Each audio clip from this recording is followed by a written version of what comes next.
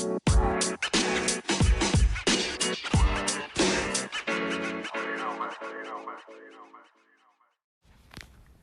right, all right. Welcome back to the pod. The Four Agreements, pages 80, 81, 82. Yeah, that's as far as I got. So let's talk about it. So I was actually going to read till page 87 and decided, there's already some good nuggets. So let's just not add too many things and keep the episode short and sweet. So after the part that they talked about in the previous recording about, doing things just for the money, it then goes into speaking about enjoyment and taking action. And that was something that I found pretty important. It's something I definitely have experience with. It talks about that, the judge in us comes out, from having regrets and from not doing our best. And there's a quote that I wanted to go back to. It was like 2 or 3 sentences, but let me see. It's on page 82. Is it?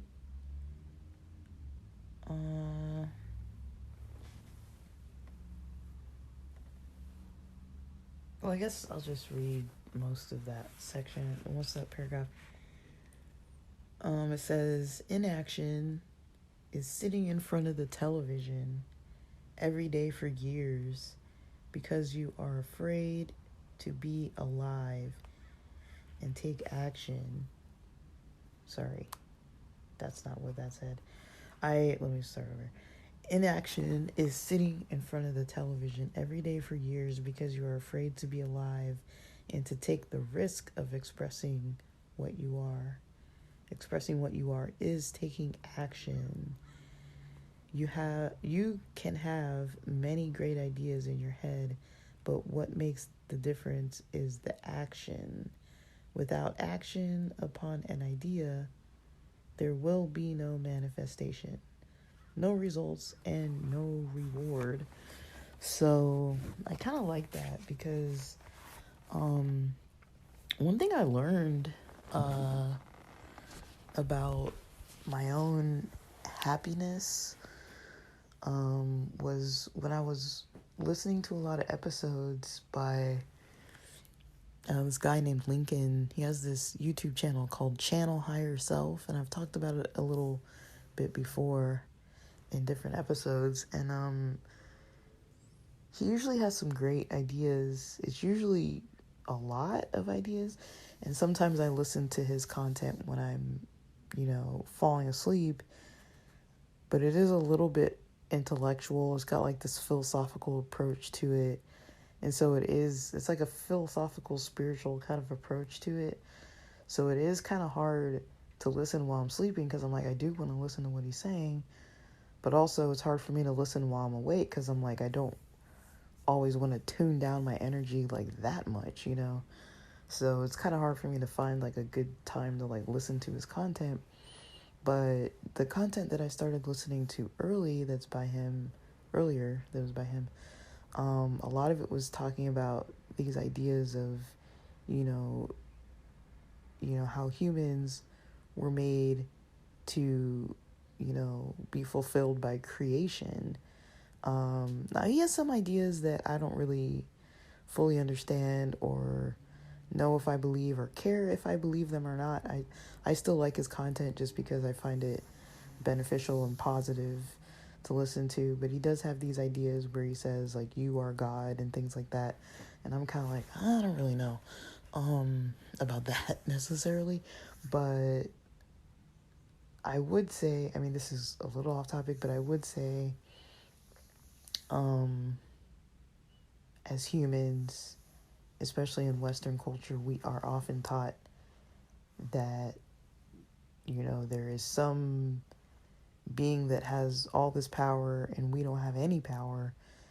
I don't believe that. I don't believe, like, I do believe that there are higher powers and higher beings out there that to some extent interact with us, and we can interact with them however that may look, whatever that may result in.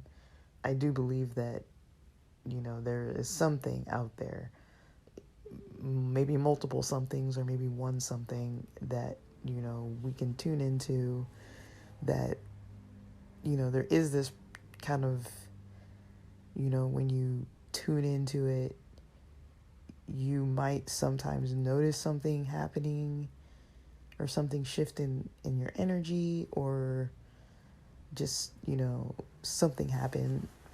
Maybe for some people it's 100% of the time. Maybe for others it's not 100% of the time. And I do believe that it is possible to see the results that we want in some things in our lives by tuning into whatever this is. I mean, I'm not saying I don't believe in God or whatever. Like, that's not really what I'm talking about. I'm just saying, there's often these ideas about God, about, a creator and things like that. Most cultures have some idea of some origin story of creation, even if it's not the same God or the same method or the same origin story. I don't know that many cultures that don't say that they were created by something or someone, or evolved out of something or someone. Usually that's the idea almost worldwide, up until, people started talking about these other theories. But I mean, I'm not really here to say that, like, the theory of the Bible is like the only thing, or that it's the best thing for everybody or whatever. Everybody can do whatever they want, but I know I was raised around the Bible so much that it is easier to gravitate towards, because I have less of a learning curve with it, because I studied it pretty intensely in my teen years. I really was into the Bible. But it was just another aspect of, learning, because I love learning, and it was something I was able to kind of excel at without really having to get a grade. And it was something that interested me. And I started noticing, I'm like, a lot of people don't really care to read about this or study about it. So it was kind of interesting later on in life when I made friends that kind of had like at least some interest in like philosophy and questions about the universe and things. Because usually it's like so many people don't want to talk about that. They're like, I don't even want to think about, like different things like that. And so I'm kind of like, oh, that's weird. But I guess it's way more common than it seems. But yeah, I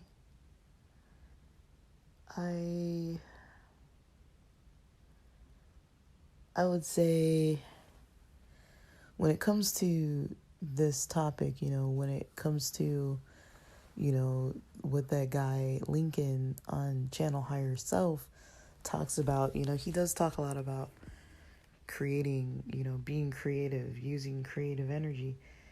And, that was something that I think during grad school, I think I gravitated towards certain things like research, because even though it is kind of like really scientific, there is an aspect of creation, and you can kind of see every day you're seeing some kind of results. Like you put in work, and you see, okay, I learned a little more from reading certain articles. I got to write a little more about it, and so this manuscript is a little bit closer to done every time that I write a little bit more. Or like, I'm performing experiments and collecting data and entering data and analyzing data and explaining explaining, what I got as far as the outputs, and, maybe even presenting it, maybe even writing a book, whatever it may be. Like, you can take just an idea that you have an interest in and create like a whole world around it. And it's kind of the same with podcasting. It's kind of the same with blogging. It's kind of the same with YouTube videos and all this other type of content creation, even with like e-commerce stores and stuff like that. And, I always liked that. I was like, okay, like I can kind of like see the effort that I put in, even if it doesn't make money, you know. And that's where, I kind of started connecting with what I was reading with this last few pages today, and then the ones from the last time that I recorded. It's because, it creativity is a very powerful force. And, I know a lot of people who would rather sit and watch TV all day and not do anything. And for years, like, I had this habit. I used to have this, I don't want to call it like a habit, but I used to have this way where I wouldn't really talk about anything I was doing. I wouldn't talk about any projects. I wouldn't talk about anything, you know. First of all, it was too much pressure. Second of all, I didn't want to talk about things that I wasn't actively doing for a long time. So even things like, like if I was writing a story or something, I wouldn't want to talk about it because I'm like, I'm writing, a little book of series of short stories.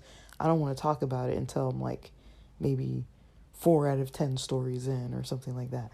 I don't want to talk about it till I've bit off a big chunk. Same with podcasting. I don't think I told anybody that I was podcasting until I'd been doing it for like a pretty dang long time. And it started out just as like something to do during the Rona, because I had to get out of the house, but I was like, I don't want to get out of the house and spend money every day, and I don't want to go far. I mean, I could have technically spent that time exercising, but I spent it doing kind of more intellectual things. And sometimes I was just like smoking pot and like talking about it on Instagram and stuff and whatever, but it was still fun for me. Like, I was still enjoying myself, because at the end of every day, I had something that I had made uniquely that no one else could have made the same thing at the same time from the same place with the same ideas, and have my experiences to kind of talk about exactly as I was. And, a lot of it was venting about like the people I lived with and stuff, but then every once in a while I would be like learning about something interesting, and then I'd have something to actually talk about. And so then I started realizing, oh, people like listening to me talking about these topics, or, whatever. So I started enjoying doing it, because I was like, well, people like it when I do this. So that was kind of fun for me. But it did take a long time, of just recording often.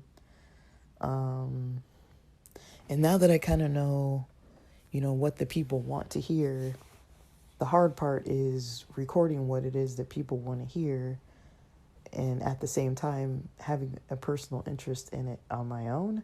Because sometimes I'm like, I don't really want to record about this some certain topics, because it was like a one-time thing, and I don't really care to like study it all the time. And then other times it's like, okay, like I actually like this topic, or like recording about these certain things. And so I can see myself doing it, and people are gravitating towards it. So, I kind of like that.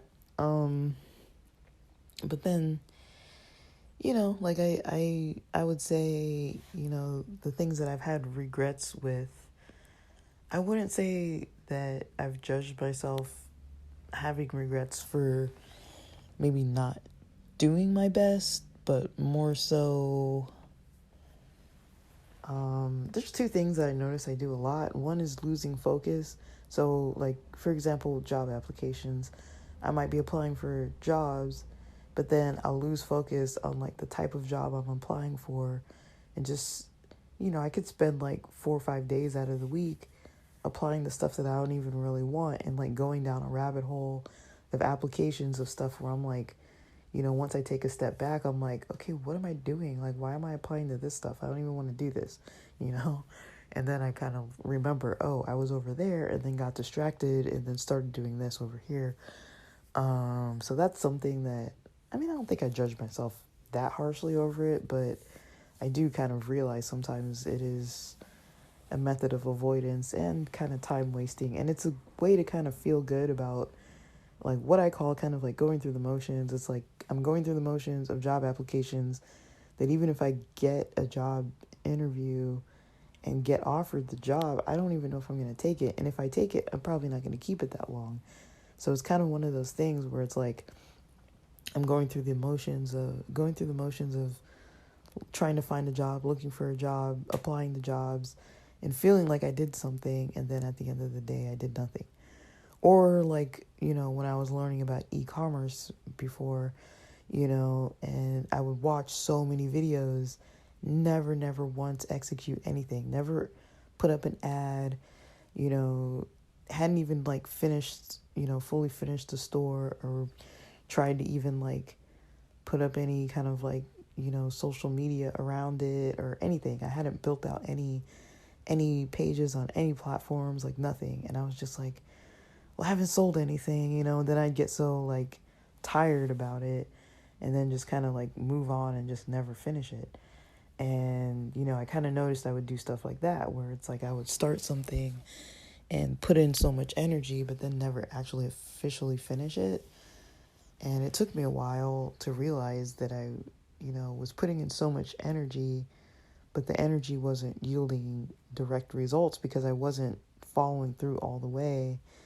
I mean, I've done this multiple times in my life, and it's like there's always those like last steps that are harder for me, where it's like, okay, this is the part that makes it difficult, and I have to like challenge myself to like force myself to sit and do it sometimes. So yeah, those are just things that kind of come up, like how I would say I've like maybe engaged with some content or like created some content, and I definitely notice that I'm happier when I'm creating stuff, when I'm creating content, when I'm being creative. I mean, this isn't the only stuff I like to be creative with. I like music, I like art, like drawing, painting, sketching, that kind of thing. There's a lot that I like with that, but I don't know. I'm not really too uh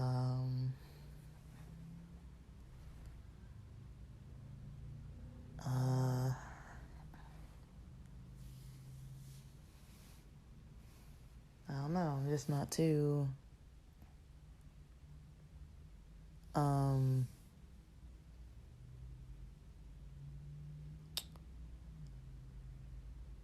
I don't know.